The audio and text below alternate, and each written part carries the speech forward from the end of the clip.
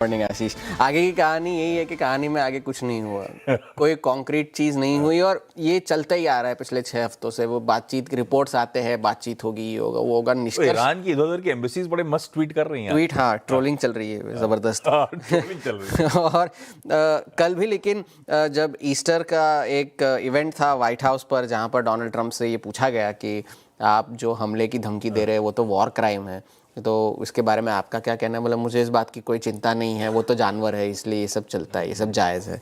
ये सारी बातें उन्होंने कही और ये भी उन्होंने कहा कि ईरान ने एक प्रस्ताव रखा है, वो प्रस्ताव इज़ नॉट गुड इनफ। ये उनके शब्द थे और बातचीत चल रही है।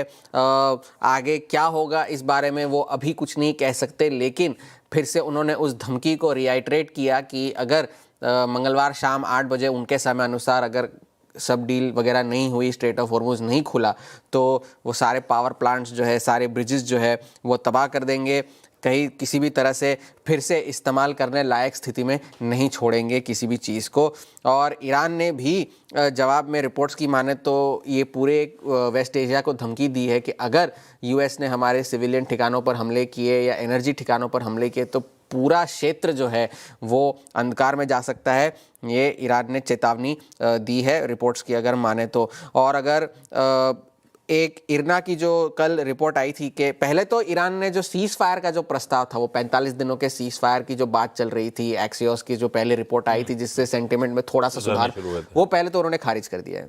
ये हम नहीं चाहते, हम सीज फायर किसी तरह का नहीं चाहते।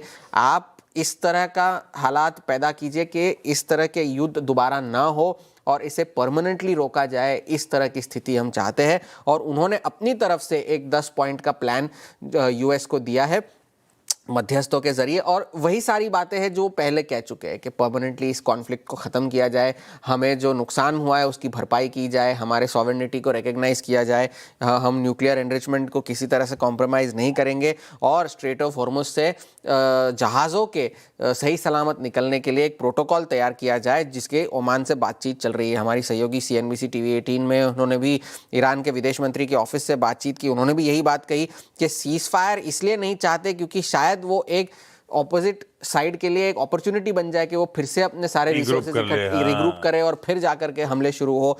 इस वजह से हम किस तरह का सीज फायर नहीं चाहते। हमने हमारी शर्तें जो है पाकिस्तान के साथ शेयर की है यूएस को देने के लिए। तो पहले तो ये बात थी। फिर एक्सियोस की खबर के बाद रॉयटर्स की खबर आई जिसपे भी ये जो टू स्टेज प्रोसेस है, पहले तो सीज फायर की बात थी, फिर 15-20 दिनों के बाद एक फाइनल डील करी जाए, तो वो सारी बातें जो है ईरान ने रिजेक्ट कर दी है, खारिज कर दी है। और उन्होंने ये भी कहा है कि किसी भी तरह के टेम्पररी युद्ध विराम से वो स्ट्रेट ऑफ हॉर्मुज़ को नहीं खोलने वाले, किसी भी तरह से उन्हें ये बात मंजूर नहीं है। और इसी वजह से कल बाजार भले ही निचले स्तरों से रिकवर हुए हो, डेज हाई पर बंद हुए हो, लेकिन कोई ऐसा बड़ा प्राइस एक्शन देखने नहीं मिला। एक रेंज बाउंड ट्रेड था, वॉल स्ट्रीट पर भी कोई बड़ा ऐसा एक्शन देखने मिला नहीं, ना तो किसी एसेट क्लास में भी, क्योंकि तेल में जो थोड़ी बहुत नरमी आई थी वो फिर से रिकवर हो गई है। अभी भी अगर आप तेल की कीमतें देखें तो ब्रेंट 110 के आसपास ही है, WTI 113 के आसपास बना हुआ है, तो वहां पर भी कोई बदलाव नहीं है, ना डॉलर में कोई बदलाव है, ना सोने चांदी में कोई बदलाव है। तो सब सारे वेट एंड वॉच मोड में है।